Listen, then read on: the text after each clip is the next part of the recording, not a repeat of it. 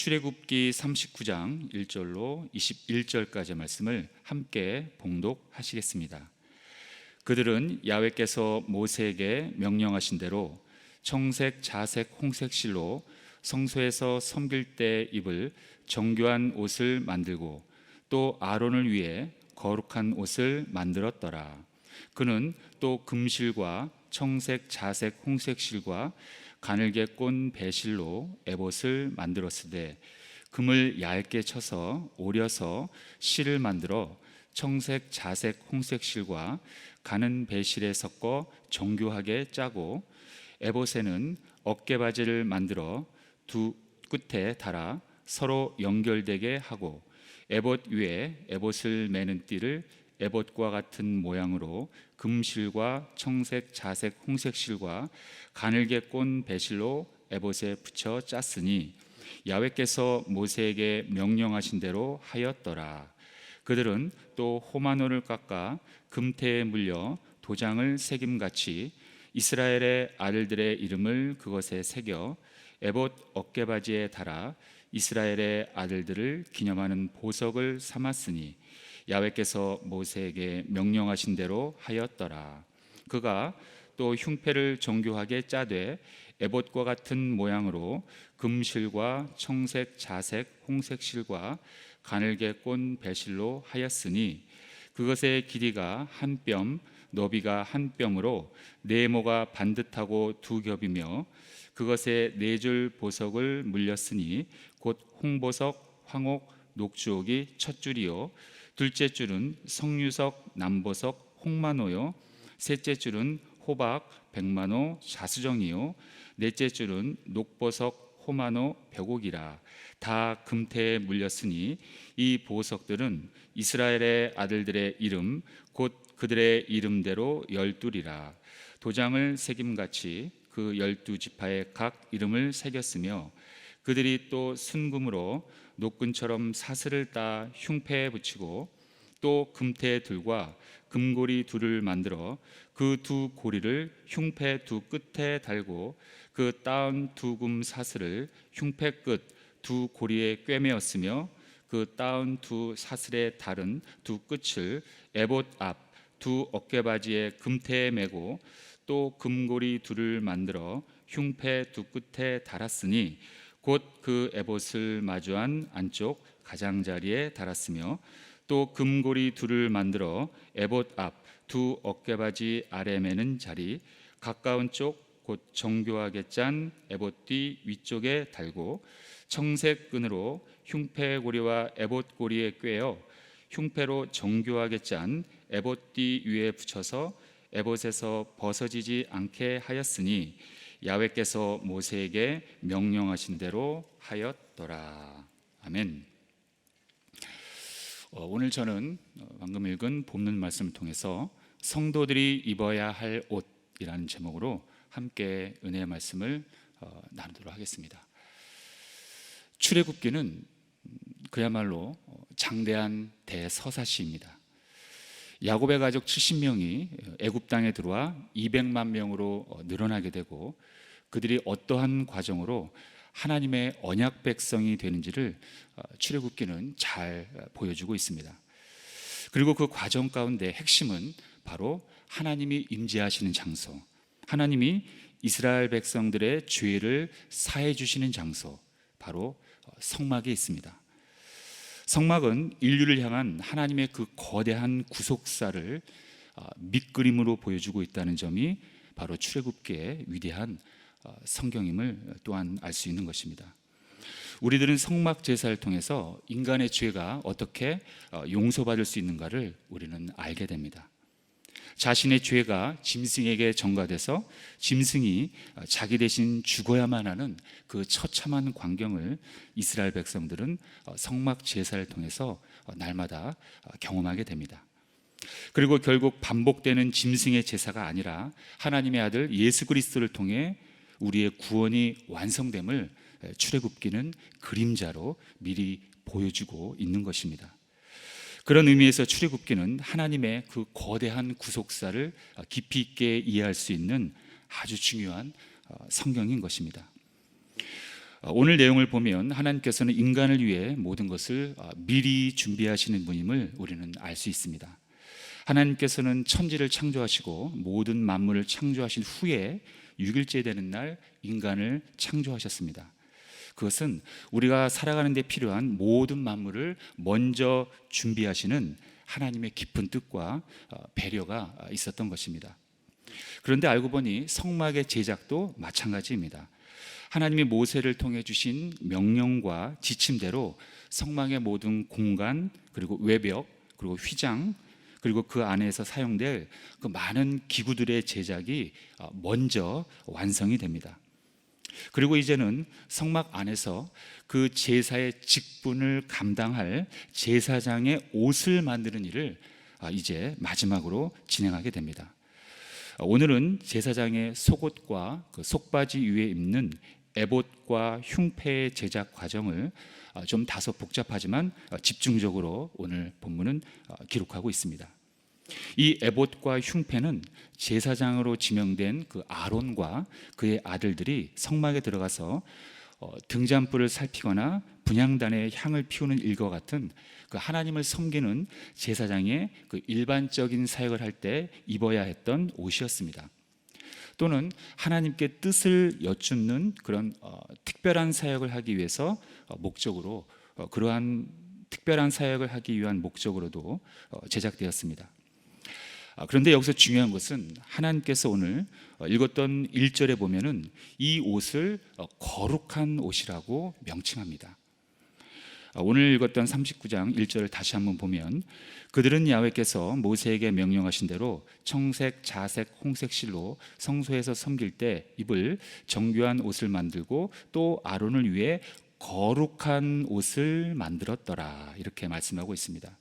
하나님께서는 왜 이 옷을 하필 거룩한 옷이라고 부르셨을까요? 그 이유는 첫 번째로 성막에서 진행되는 제사의 모든 순서들은 바로 거룩한 사역이었기 때문입니다. 그래서 그 거룩한 사역을 진행할 제사장이 입어야 할 옷도 거룩한 옷이어야 했던 것입니다. 사역의 거룩함은 곧 그것을 행하는 사람의 거룩함과 동일시되어야 한다는 그러한 하나님의 뜻입니다. 사람은 거룩하지 못한데 하나님의 사역을 감당한다는 것은 하나님은 허락하시지도 않았고 또 그 사역을 받지도 않으신다는 하나님의 강한 뜻입니다.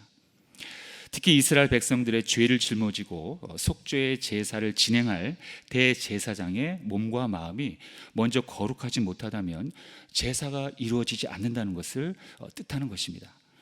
그래서 대제사장은 하나님이 정한 이 거룩한 옷, 바로 에봇을 입어야 했던 것입니다. 그러므로 제사장이 입는 이 거룩한 옷은 바로 궁극적으로는 바로 예수 그리스도를 상징하는 것입니다. 그래서 우리는 지금도 여전히 예수님이라는 옷을 입어야 하는 것입니다. 우리는 우리가 노력해서 거룩한 것이 아니라 예수님 때문에 거룩한 백성으로 거듭난 것입니다. 우리는 예배를 드릴 때 모든 그 순서들이 하나의 일관성을 갖고 하나님을 향해서 가고 있다는 것을 우리는 알아야 합니다. 우리는 예배를 드릴 때 처음에 찬양을 합니다. 그리고 마지막 축도까지 이 모든 순서들이 다 거룩한 예배의 요소라는 것을 알아야 하는 것입니다. 어느 한 부분만 예배가 아니라는 것입니다. 자기가 마음에 들어하는 그런 어떤 한 부분만 예배가 절대로 아니라는 것입니다. 아쉽게도 어떤 분들은 설교만 끝나면 나가시는 분들이 가끔 있습니다. 또 어떤 분들은 찬양만 부르고 또 나가시는 분들도 가끔 있어요. 또 어떤 분들은 또 헌금까지만 하고 또 나가시는 분들이 또 가끔 보입니다.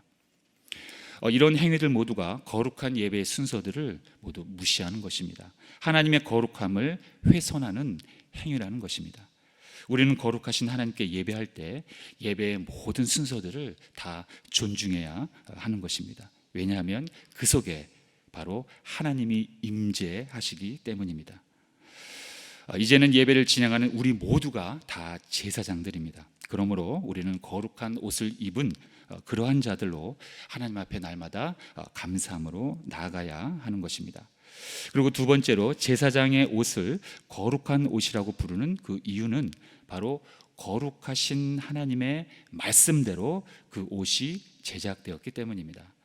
오늘 읽은 본문 중에서 야훼께서 모세에게 명령하신 대로 하였더라 라는 말씀이 오늘 읽은 본문 중에서 5절, 7절, 21절 이렇게 3번이나 나옵니다.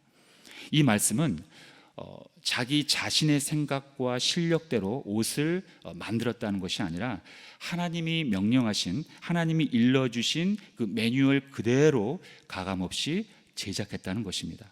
어떤 디자인이나 재료를 자기 마음대로 바꾸지 않았다는 것입니다. 하나님의 말씀에 그대로 순종했다는 뜻입니다. 왜냐하면 그것이 가장 완벽한 것이기 때문입니다. 이 부분은 이렇게 하는 게 더 좋겠습니다. 이 부분은 이 색깔로 넣는 게 더 예쁠 것 같습니다. 또는 저 부분은 이렇게 만드는 것이 더 합리적이고 또 시간이 좀 더 단축될 것 같습니다. 이런 인간의 소리, 이런 자기의 그 합리적인 생각을 외치지 않았다는 것입니다. 우리는 지금 인간의 소견을 중시하는 그런 인간 중심 시대에 살고 있습니다. 우리는 그야말로 사람 중심 시대에 살고 있는 것입니다. 어딜 가나 우리는 인간 중심, 사람 중심의 시대입니다. 어떻게 보면 합리적이고 굉장히 윤리적인 것 같습니다. 우리가 성경의 역사를 볼 때 하나님의 통치가 없는 가장 그 암흑의 시대를 우리는 사사시대로 보고 있습니다. 그 이유는 그때의 사람들의 특징이 각자 자기의 소견에 옳은 대로 행하였기 때문이라고 성경은 명확히 기록하고 있습니다. 사사기 17장 6절에 보면 이렇게 나와 있습니다. 그때는 이스라엘의 왕이 없었으므로 사람마다 자기 소견에 옳은 대로 행하였더라. 각자가 생각하는 그 옳음이 결국 하나님의 뜻을 알려고 하지 않았고 자신들의 소견이 가장 완벽하다고 믿었던 것입니다. 자신들의 소견대로 한다면 이 세상에 낙원이 올 것이라고 믿었던 것입니다. 하나님의 의견, 하나님의 뜻, 하나님의 마음 이런 건 관심이 없었습니다. 오직 우리가 생각하는 그 옳음, 그 정의가 이 세상에 낙원을 올 것이라고 믿었던 것입니다. 사랑하는 성도 여러분, 사람이 생각하는 그 옳음도 아무리 그 옳다 하더라도 결국은 죄인의 생각에서 나오는 것이라는 것을 우리는 명심해야 합니다. 그러므로 하나님의 임재가 없는 정의와 하나님의 임재가 빠진 도덕과 윤리와 사랑과 지혜, 이 모든 것들은 그저 인간적인 그 단편적인 어떤 사상 누각에 불과한 것입니다. 결국 모래 위에 집을 지은 것처럼 다 무너집니다. 그리고 다 드러납니다. 그래서 성경은 바로 이러한 시대에 우리에게 이렇게 또한 경고하고 있습니다. 골로새서 2장 8절에 보면 누가 철학과 헛된 속임수로 너희를 사로잡을까 주의하라. 이것은 사람의 전통과 세상의 초등 학문을 따르며 그리스도를 따름이 아니니라. 이렇게 우리에게 경고하고 있는 것입니다. 그런데 아쉽게도 지금의 현실은 마치 사사시대와 동일하다는 것을 저뿐만이 아니라 우리 모든 성도님들은 느끼실 것입니다. 세상은 하나님의 사랑과 하나님의 뜻과 하나님의 마음, 하나님의 지혜가 빠져버린 그러한 철학과 사상으로 사람들을 달콤하게 매료시키고 속이고 있습니다. 많은 사람들이 아쉽게도 이 속에 빠져서 자신의 소견이 옳고 절대적인 것으로 알고 그 소견대로 스스로에게 속아 살아가고 있다는 것입니다. 그런데 더 안타까운 사실은 심지어는 그 성도들의 삶도 그럴 때가 있다는 것입니다. 그러기에 우리는 더더욱더 성령으로 충만하여 하나님의 뜻을 먼저 구해야 하는 것입니다. 그리고 세 번째로 제사장의 옷을 거룩한 옷이라고 하나님이 명칭했던 이유는 바로 하나님과 같은 공간에서 있는 그러한 직분자의 옷이기 때문입니다. 하나님께서는 대속죄일 날 그 법궤 위에 그 덮개가 있습니다. 그것을 우리는 속죄서 또는 시은좌라고 하는데 하나님께서는 그날 임재하셔서 백성들의 죄를 모두 사해 주시는 날입니다. 그런데 바로 하나님이 임재하는 그 대속죄일 날 바로 대제사장이 그 자리에 함께 있다는 것입니다.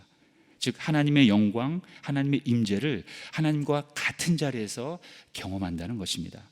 그러므로 제사장은 하나님께 나아갈 때 반드시 이 거룩한 옷을 입고 나아가야 했던 것입니다.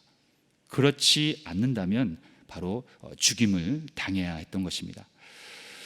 오늘 본문에 나오는 그 에봇이라는 이 옷은 마치 지금 여성들이 그 부엌에서 입는 그 앞치마와 좀 비슷한 그런 모양의 그 조끼 형태를 하고 있습니다. 에봇은 그 성막 제일 안쪽에 휘장을 만든 재료와 동일한 그 네 가지 아름다운 색상에다가 그 금실을 더해서 만들어졌습니다. 그리고 결국 이 에봇은 예수 그리스도의 사역을 궁극적으로 상징하고 있음을 우리는 알 수가 있는 것입니다. 에봇은 그 가슴과 등을 덮는 두 개의 조각을 어깨띠와 허리띠로 연결된 채로 만들어진 것입니다. 그리고 에봇의 그 어깨띠에는 그 이스라엘의 아들들의 이름을 새겨 12지파를 상징하는 그 기념 보석을 달았습니다. 이것이 바로 이른바 흉패입니다. 이스라엘 아들들의 그 이름을 새긴 그 보석의 그 영적인 의미는 바로 대제사장이 그들에 대한 그 책임을 다해야 한다는 그런 의미가 있는 것입니다. 대제사장은 이스라엘 백성들을 위해 기도할 책임을 져야 했던 것입니다. 그리고 백성들의 죄를 짊어지고 하나님께 나아가 용서를 구하는 그러한 역할을 바로 이 대제사장이 감당해야만 했던 것입니다. 이 역시 이 흉패 또한 예수 그리스도의 사역을 또 상징하고 있는 것입니다. 예수님께서는 우리의 영원한 대제사장으로서 우리를 위해 기도해 주시고 우리를 위해서 죽어 주신 것입니다. 바로 이 말씀을 히브리서 기자는 6장 19절과 20절에서 또한 이렇게 설명하고 있습니다. 우리가 이 소망을 가지고 있는 것은 영혼의 닷 같아서 튼튼하고 견고하여 휘장 안에 들어가나니 그리로 앞서가신 예수께서 멜기세덱의 반차를 따라 영원한 대제사장이 되어 우리를 위하여 들어가셨느니라. 이 12개의 보석에 쓰여진 그 이름들은 하나님이 이스라엘 백성을 또한 사랑으로 품으시고 그들을 보호하시고 축복하신다는 의미도 함께 들어 있습니다. 각각의 보석들은 서로 그 아름다운 빛을 냅니다. 그렇기 때문에 그 어느 것 하나 소중하지 않은 것이 없다는 것입니다. 하나님은 이 12지파 모두를 각기 다른 보석처럼 귀하게 여겨주십니다. 그런데 이 은혜는 우리에게도 동일하게 임합니다. 우리는 하나님 보시기에 정말로 빛나는 그러한 보석들입니다. 각자 저마다의 또 개성과 아름다움을 지닌 보석들입니다. 그러나 우리는 자신의 소중함을 인지하지 못한 채 살아갈 때가 사실 너무 많습니다. 왜 우리 대한민국은 이 OECD 국가 중에서 자살률 1위라는 이러한 불명예를 안고 있을까요? 7, 80년대의 경제 발전과 함께 온 우리 한국교회 부흥은 왜 지금에서는 이러한 아픈 영혼들을 우린 살리지 못하고 자살률 1위라는 이러한 가슴 아픈 불명예를 안고 살아가고 있을까요? 오히려 우리는 다른 사람들과 비교하면서 자신을 참 초라하고 낮게 여기며 살아가는 사람들이 우리 주위에 보면 너무나 많음을 저는 관찰하고 있습니다. 그래서 우리는 뒤처지지 않기 위해서 많은 사람들이 거짓말을 하고 모략하고 남을 비판하고 정죄하고 남을 공경에 빠뜨립니다. 남과 비교하기 때문입니다. 그러나 성도 여러분, 하나님께서는 우리 각자의 이름을 기억하시고 우리를 이 보석과 같이 대제사장의 가슴에 있는 흉패에 있는 이 12개의 보석처럼 우리를 깊이 사랑하신다는 것을 우리는 꼭 기억해야 합니다. 우리가 어떤 그 업적을 이루었기 때문에 하나님이 우리를 사랑하시는 것이 아닙니다. 우리가 어떤 귀한 재물을 소유했기 때문에 우리를 사랑하는 것이 아닙니다. 하나님은 우리의 존재, 우리의 생명 그 자체를, 우리의 그 존재 자체를 귀하게 여기시는 것입니다. 하나님의 가슴에는 하나님이 가장 아끼시고 가장 소중히 여기는 하나님의 흉패에는 보석이 박혀 있습니다. 그리고 그 흉패에 있는 보석에, 하나님의 가슴에 있는 그 흉패에 있는 보석에는 바로 여러분들의 이름이 적혀 있다는 것입니다. 하나님 그 보석을 빼앗기지 않기 위해서 당신의 아들의 목숨까지 내놓으셨습니다. 그만큼 우리의 가치는 위대한 것입니다. 여러분들은 하나님이 귀하게 여기는 소중한 하나님의 백성들, 하나님의 보석인 것입니다. 오늘도 이 어려운 시기에 혹시 자신을 그 삶을 비관하며 삶의 그러한 의욕을 잃어버리신 분들이 혹시 이 방송을 보고 계시다면 하나님께서 당신의 이름이 새겨진 그 보석을 하나님의 가슴에 품고 계시다는 것을 반드시 믿고 확신하시기 바랍니다. 이렇게 제사장이 입어야 할 에봇과 흉패는 궁극적으로 예수님의 사역을 상징하는 것이며 하나님의 놀라운 구원의 손길이 숨어 있는 것입니다. 사람은 옷으로 자신의 신분을 드러냅니다. 이스라엘의 대제사장은 자신이 맡은 임무에 합당한 옷을 입고 거룩한 직무를 감당했습니다. 그 옷을 입지 않으면 제사장 직무를 행할 수도 없었을 뿐더러 죽임을 당했습니다. 이처럼 하나님께서는 우리에게도 당신의 자녀로서 살아갈 때 합당한 옷을 입으라고 명하십니다. 따라서 구원받은 성도의 인격과 삶은 바로 우리 주 예수 그리스도라는 그 옷을 입어야 하는 것입니다. 그래서 사도 바울도 성도가 그리스도의 옷을 입고 육신의 일을 도모하지 말라고 이렇게 말씀하셨습니다. 로마서 13장 14절에 보면 오직 주 예수 그리스도로 옷 입고 정욕을 위하여 육신의 일을 도모하지 말라. 이렇게 우리가 주님의 옷을 입어야 세상이 우리를 통해 예수님을 볼 것이며 그래서 하나님께 나아오게 되는 것입니다. 우리는 우리 스스로를 성도라고 부릅니다. 이것은 내 자신이 스스로 거룩해졌기 때문이 아니라 예수님을 믿음으로 거룩하신 그리스도의 옷을 입었기 때문입니다. 따라서 그리스도를 믿어 주님의 옷을 입은 성도는 바로 이전과 다른 삶을 살아야 하는 것입니다. 이 혼탁한 시기에 세상은 더 자세하게, 더 면밀하게 우리의 모습을 현재 관찰하고 있습니다. 그러므로 우리는 이러한 시기에 더욱더 그리스도의 거룩한 옷을 입고 선한 행실로 주님의 빛을 세상에 비추어야 합니다. 우리가 세상과 똑같이 원망하고 불평한다면 세상이 우리를 좋아할 것 같지만 실상은 우리를 더욱더 조롱하며 하나님을 업신여길 것입니다. 그러므로 이제부터는 저와 여러분들이 모두 거룩한 그리스도의 옷을 입고 거룩한 행실을 통해서 세상에 주님을 드러내는 그러한 진정한 복된 삶을 사시길 주님의 이름으로 축원드립니다. 기도하겠습니다. 살아계신 하나님 아버지 감사합니다. 우리 모두는 예수 그리스도의 옷을 입고 믿음으로 말미암아 거듭난 하나님의 성도 백성들입니다. 하나님, 우리가 그리스도의 옷을 입을 때에 예수님의 빛을 이 세상에 다시 비추어야 되겠습니다. 우리 가정에, 우리 교회에, 우리 자녀들에게, 우리가 일하는 일터에, 사업장에 하나님의 빛을, 주님의 빛을 우리가 비추어야 하겠습니다. 하나님, 우리에게 거룩한 옷 되시는 예수 그리스도를 우리에게 보내주심을 감사드립니다. 날마다 주님의 빛을 이 세상에 드러냄으로 말미암아 하나님의 영광을 드러내며 살아가는 우리 모두가 되게 하여 주시옵소서. 예수님의 이름으로 감사드리며 기도하옵나이다. 아멘. 하늘에 계신 우리 아버지여, 이름이 거룩히 여김을 받으시오며 나라가 임하시오며 뜻이 하늘에서 이루어진 것 같이 땅에서도 이루어지이다. 오늘 우리에게 일용할 양식을 주시옵고 우리가 우리에게 죄 지은 자를 사하여 준 것 같이 우리 죄를 사하여 주시옵고 우리를 시험에 들게 하지 마시옵고 다만 악에서 구하시옵소서. 나라와 권세와 영광이 아버지께 영원히 있사옵나이다. 아멘.